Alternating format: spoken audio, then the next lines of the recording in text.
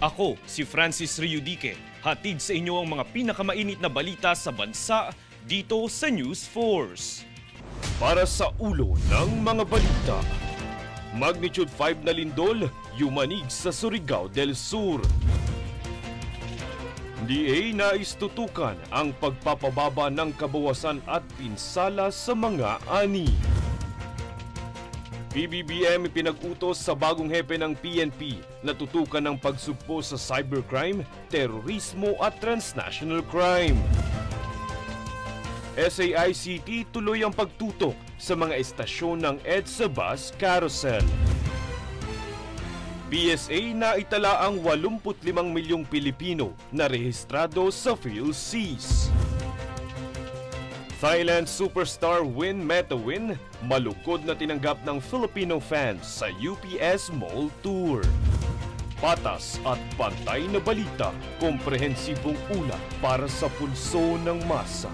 Ito ang News Force.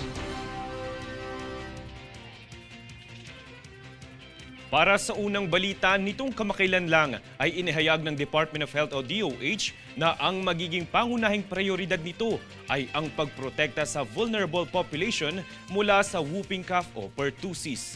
Ipinahayag ito ng departamento bilang tugon sa mga ulat na mga health center ay hindi nagbibigay ng libreng booster shot para sa mga batang 5 taong gulang pataas, mga teenager, matatanda o mga buntis.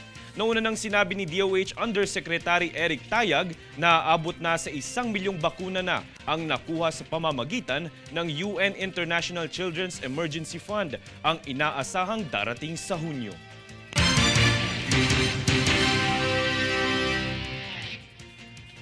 Samantala, isang magnitude 5 ang yumanig sa Lingig, Surigao del Sur nitong unang araw ng Abril, bandang alas 5:16 ng madaling araw. May lalim itong 10 kilometro at tectonic umano ang pinagmulan ng lindol. Inaasahan ang danyos mula sa nasabing lindol habang wala namang inaasahang aftershocks mula rito.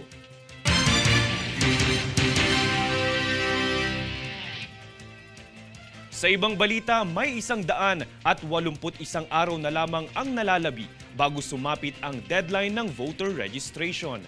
Kaya naman patuloy na hinihikayat ng COMELEC ang mga Pinoy na nasa ibang bansa na magparehistro na para sa darating na 2025 midterm elections. Nakatala sa inyong TV screen ang mga dokumentong kailangan para makapagrehistro.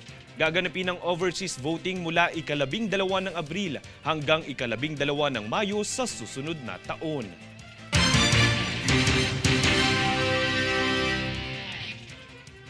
Upang mapalakas ang produksyon sa supply ng pagkain at mapababa ang mga pinsala sa mga ani, nagsagawa ang Department of Agriculture o DA ng mga proyekto partikular na sa palay at mais. Ayon sa DA, sisiguraduhin nila na ang bawat proyekto ay makakatulong sa pagsasagawa ng mga pananaliksik, pagpapatayo ng solar-powered irrigation system project, maging ang cold storage project.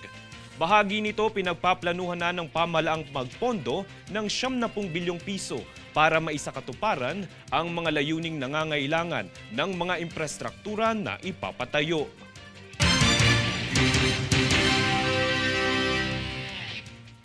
Nagpaalala ang Department of Education sa mga school official na maging maagap sa pagtugon sa kinahaharap na matinding init ng panahon. Para sa ibang detalye, narito ang aking ulat. Muling nagpaalala ang Department of Education na maging mapagmatsyag sa mga posibleng epekto ng nararanasang matinding init ng panahon sa mga estudyante at mga guro. Alalahanin umano ang kapangyarihan at pananagutan ng mga school official na magkansela ng klase kung inaasahang makakaranas ng matinding init ng panahon. Ito ang pahayag ni DepEd Undersecretary and Spokesperson Michael Powa. Aniya, batid naman umano ng mga school official na nararapat na maging prioridad ang kalusugan ng mga mag-aaral at kawani ng paaralan. Kung kakansilahin man ang klase, maaari naman umanong ilipat sa alternative delivery module ang learning mode. Matatandaang nitong Lunes ay mahigit 10 lokalidad ang nagsuspende ng klase dahil sa matinding init na klima. Francis Riudique, nag-uulat para sa One Media Network.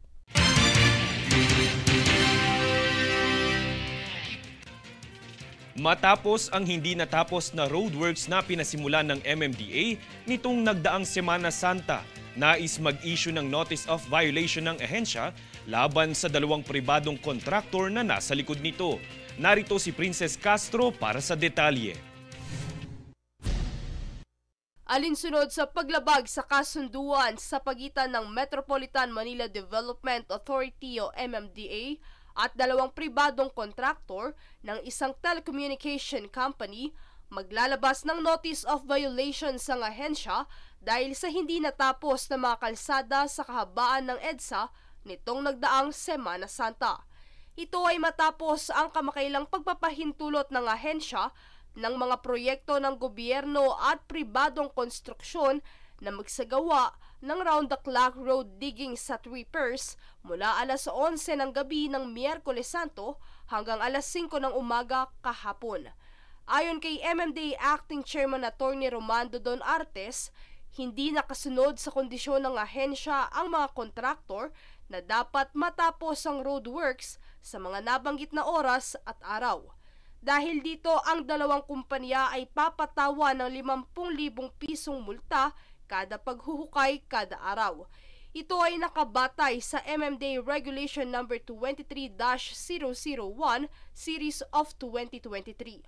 Bagamat nangatwiran ang dalawang kontraktor, hindi ito tinanggap ng ahensya sapagkat ayon sa MMDA, ito ay nagdulot ng traffic build-up sa mga lansangang apektado nito. Kaugnay nito ay pinag-aaralan na ng MMDA ang posibilidad na ipagbawal ang dalawang pribadong kontraktor sa pag-apply para sa excavation permit. Princess Castro, nag-uulat para sa One Media Network.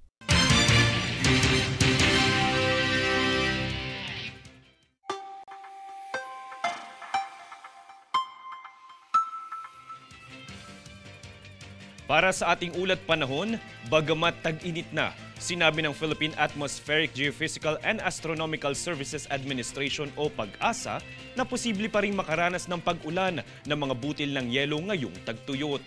Ayon pa sa PAGASA, karaniwan na itong nagaganap tuwing mayroong severe thunderstorms na madalas ring nangyayari sa mainit na panahon. Samantala, nagbabala naman ang ahensya na mag-ingat sakaling makaranas ng pag-ulan ng butil ng yelo kung saan pinapayuhang manatili hanggat maaari sa loob ng bahay o anumang establishmento.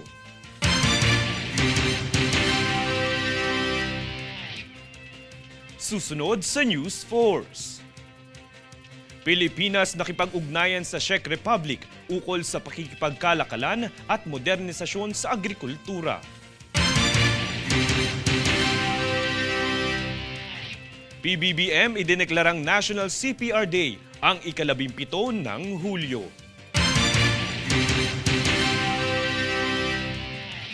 PBBM ipinag-utos sa bagong hepe ng PNP na tutukan ang pagsugpo sa cybercrime, terorismo at transnational crime. Manatiling nakatutok para sa higit pang mga balita sa pagbabalik ng News Force.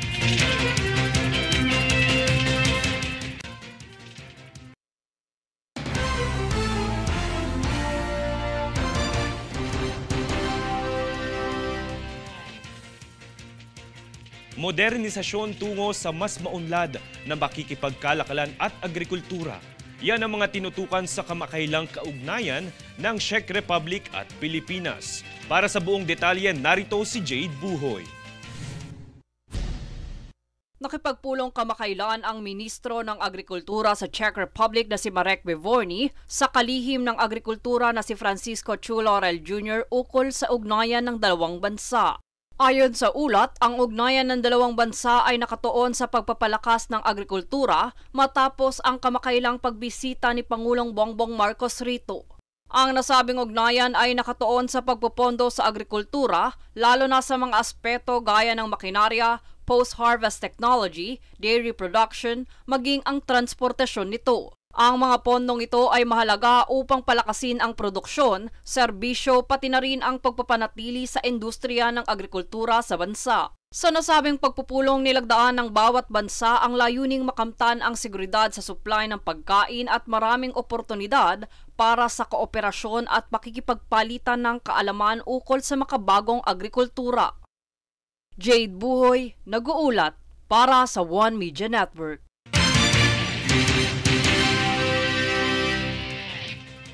Kikilalanin na bilang National Cardiopulmonary Resuscitation Day o National CPR Day ang ika-17 ng Hulyo.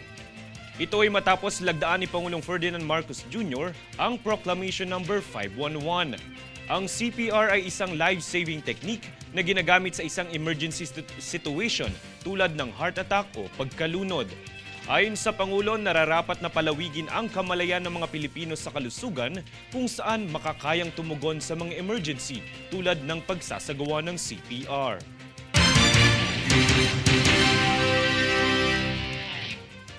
Sa ibang balita, pinuri at pinasalamatan ni Pangulong Ferdinand Marcos Jr. si dating PNP Chief General Benjamin Acorda Jr.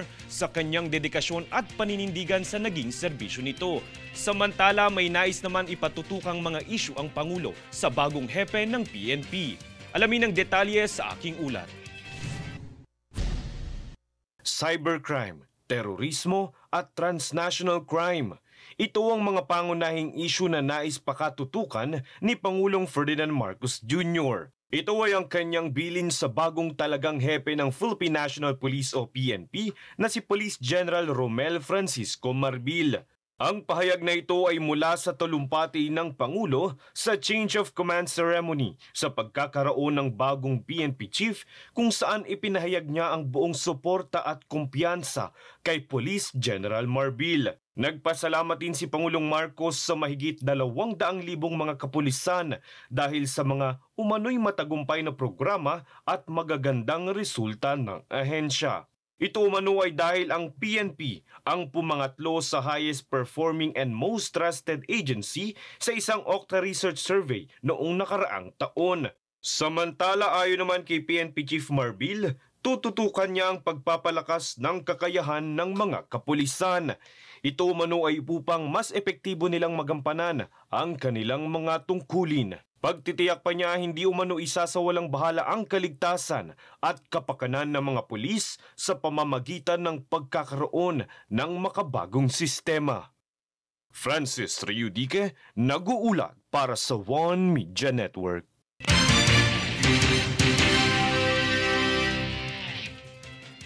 Mahigpit na pagbabantay sa mga istasyon ng EDSA Bus Carousel ang patuloy na ginagawa ng Special Action and Intelligence Committee for Transportation o SAICT. Yan ang balitang hatid ni Danizo Lopez. Sa pagbabalik trabaho matapos ang mahaba-habang bakasyon mula sa Semana Santa, ay inasahan ng maraming bilang ng mga biyahero sa mga istasyon ng terminal. Kaya tinutukan ito ng Special Action and Intelligence Committee for Transportation o SAICT. Madaling araw pa lamang ay mayroon ng mga bumiyahe upang maiwasan ng trapiko at rush hour sa daan. Handa naman ang SAICT sa pag-alalay sa mga pasahero na dumadagsa sa mga istasyon ng EDSA Bus Carousel upang masiguro na ligtas ang bawat mananakay sa kanilang pagbiyahe. Matatandaan na naisaayos na rin ang MRT3 matapos magkaroon ng maintenance activity noong mahal na araw kaya't marami-rami rin ang pasahero na dumagsa rito. Siniguro naman ng SAICT na sapat ang tauhan nito para bigyan ng tulong at magsilbing bantay sa seguridad ng bawat pasahero. Danizo Lopez, nag-uulat para sa One Media Network.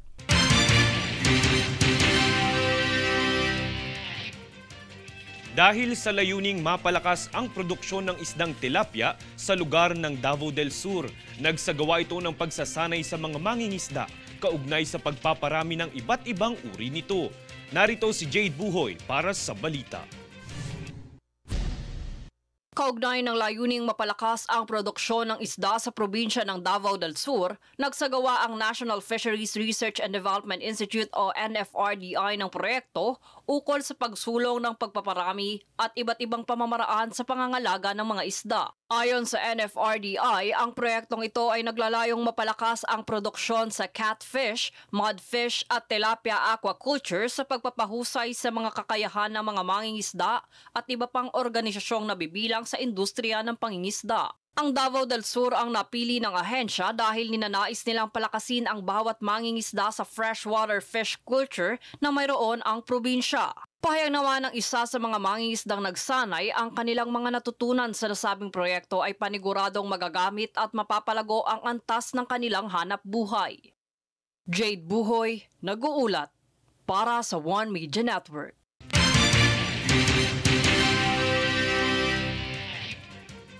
Samantala, ngayong buwan ng Abril ay ibinahagi ng Philippine Ports Authority o PPA na bukas na sa publiko ang passenger operations sa Port of Sasa. Ang terminal building ng Pantalan ay mayroong kakayahan na pagserbisyuhan ang 200 katao para sa kapasidad ng upuan, libreng charging stations, telebisyon, clinic, playroom at iba pa. Itinaguyo din dito ang Malasakit Help Desk upang alalayan ang mga pasahero sa Pantalan.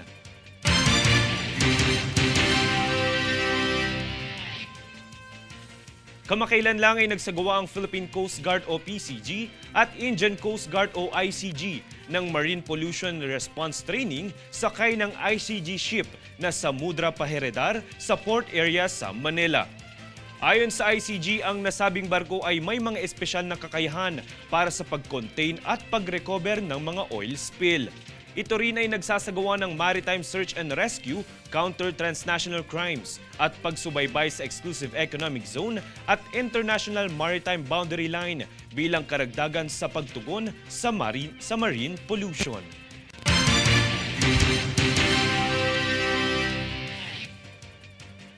Susunod sa News Force. Boracay pinaigting ang seguridad para sa mga turista ngayong summer.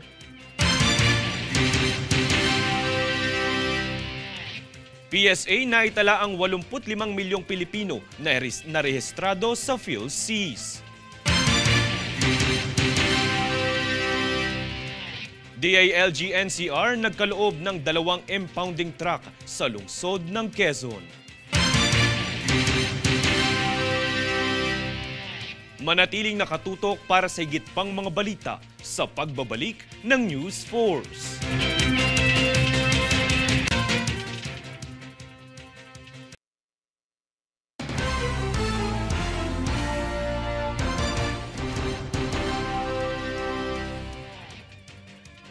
Upang maobserbahan ang bilang ng mga turista na dumaragsa sa Boracay Island ngayong summer season, ay inihanda ng lokal na pamahalaan ng Malay ang kanilang Municipal Incident Management Team.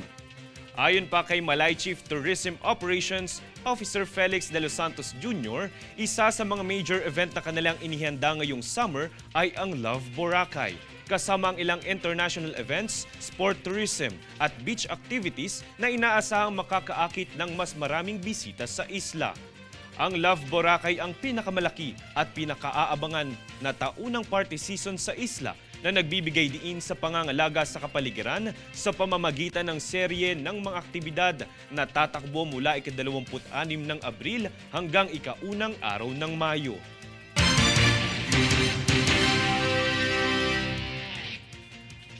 Umabot na sa mahigit 80 milyong Pilipino ang rehistrado sa Philippine Identification System o PhilSeas. Yan ang balitang hatid ni Daniza Lopez. Ibinahagi ng Philippine Statistics Authority o PSA na umabot na sa 85.2 milyon ang bilang ng mga rehistradong Pilipino sa Philippine Identification System o PhilSeas. Ikinagalak naman ito ni National Statistician and Civil Registrar General PSA Undersecretary Claire Denise Mapa kung saan pinasalamatan niya ang mga tauhan sa labis sa pagtatrabaho para makamit ang milyon na bilang ng mga rehistrado. Nasa 49.2 milyon naman ang PhilID sa naipadala ng PSA at mahigit 45 milyon ang na-issue. Ang pagpaparehistro sa PhilSys ay matatandaang bukas din sa mga bata na nasa edad 1 to 4 years old. Para naman sa geographically isolated and disadvantaged areas ay mayroong mobile registration initiatives ang PSA para makapagparehistro ang mga ito na siyang umiikot sa lugar.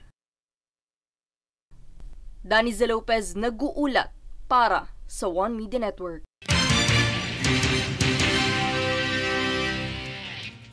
Ipinagkaloob ng Department of the Interior and Local Government National Capital Region ang 2 impounding truck sa lungsod ng Quezon kamakailan.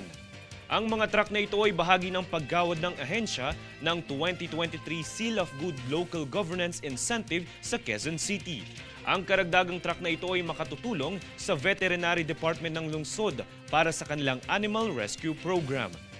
Sa naganap na turnover ceremony na pinangunahan ni DILG-NCR Assistant Regional Director Attorney Annalyn Baltazar Cortez, ay personal na tinanggap ng alkalde ng lungsod na si Joy Belmonte at bisi nitong si Gian Soto kasama ang City Veterinary Department Head na si Dr. Ana Maria Cabel.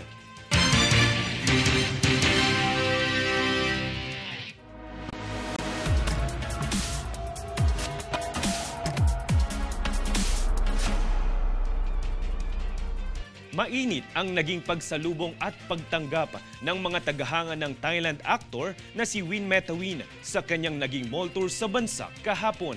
Ang kaganapan at iba pang dapat abangan, yan ang tinutukan ni Princess Castro. Heads up Philippine Snowball Power dahil malapit nang mapanood sa mga sinihan ang Filipino-Thai movie collaboration na Under Parallel Skies na pinagbibidahan ng Thai superstar na si Win Metawin at Filipina actress na si Janela Salvador. Gagampanan ni Win ang karakter ni Parin na isang binata na nagtungong Hong Kong upang hanapin ang kanyang nawawalang ina. Sa kaniyang paglalakbay ay nakatagpo niya ang isang Pilipinang empleyado sa isang hotel na nagngangalang Iris na pinagbibidahan naman ng aktres na si Janela.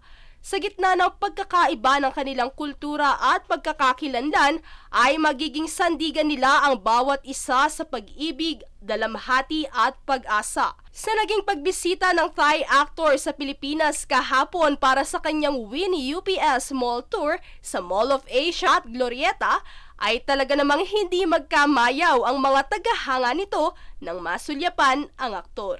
Sa naganap na mall tour ay nagkaroon ng maikling panayam kay Win patungkol sa mga dapat na abangan sa pelikula, kabilang na ang ilang Filipino experiences nito sa trabaho. Siyempre, hindi rin makukumpleto ang kaganapan ng walang pasampol na pagsasalita ng Filipino words na siyang game na pinaunlakan ng aktor. Talaga nga namang kilig overload ang hatid ng Thai superstar sa mga snowball power ng Pilipinas. Si Win ay unang nakilala sa Boy Love o BL series na Together, kapareha ang isa ring Thai superstar na si Bright Vachirawit. Bukod dito ay gumarap din siya bilang si Kevin sa remake ng Asian popular hit series na Meteor Garden sa pamagat na F4 Thailand. Sa naturang event ay dumalo rin ang producer ng pelikula na si Richard Wan upang imbitahan ang moviegoers na manood ng UPS. Sa direksyon ng award-winning Filipino director na si Sigrid Andrea Bernardo, mapapanood ang Under Parallel Skies sa mga piling sinehan sa bansa sa 17 ng Abril at sa unang araw ng Mayo sa Singapore habang 9 ng Mayo naman sa Thailand. Princess Castro, naghahatid ng showbiz updates para sa One Media Network.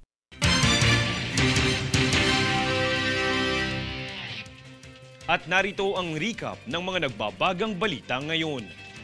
Para sa ulo ng mga balita, magnitude 5 na lindol, yumanig sa Surigao del Sur. DA nais tutukan ang pagpapababa ng kabawasan at pinsala sa mga ani. PBBM pinag-utos sa bagong hepe ng PNP na tutukan ng pagsugpo sa cybercrime, terorismo at transnational crime. SAICT tuloy ang pagtutok sa mga estasyon ng EDSA Bus Carousel. PSA na itala ang 85 milyong Pilipino na rehistrado sa PhilSeas. Thailand superstar Win Metawin malukod na tinanggap ng Filipino fans sa UPS Mall Tour. Patas at pantay na balita, komprehensibong ulat para sa pulso ng masa. Ito ang News Force. At yan ang pinakamainit na mga balita ngayong araw. Manatiling nakatutok sa aming mga ulat at updates sa aming Facebook page, facebook.com/OneMediaNetwork. Ako si Francis Riudique at ito ang News Force.